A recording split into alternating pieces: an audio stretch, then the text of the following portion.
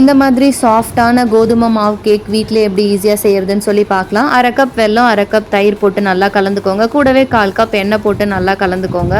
1 cup கோதுமை மாவுக்கு 1 teaspoon baking powder, 1/4 teaspoon baking soda, 2 table spoon cocoa powder போட்டு நல்லா மாவு ஜெலிச்சு எடுத்துக்கோங்க. நல்லா ஜெலிச்சதுக்கப்புறமா 1/4 கப் பால், ஃப்ளேவருக்காக வெண்ணிலா எசன்ஸ் 1 டீஸ்பூன் போட்டு நல்லா மிக்ஸ் பண்ணிக்கோங்க.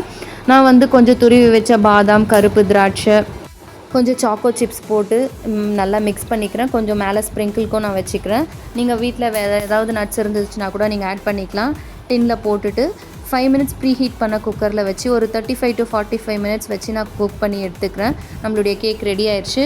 மைதா, சுகர், ஒயிட் சுகர் வேணான்னு நினைக்கிறவங்க இந்த மாதிரி கோதுமை, வெல்லம் வச்சு கேக் செய்து பார்த்துட்டு எப்படி இருந்துச்சுன்னு சொல்லி கமெண்ட்டில் சொல்லுங்கள். தேங்க்யூ, தேங்க்ஸ் ஃபார் வாட்சிங்.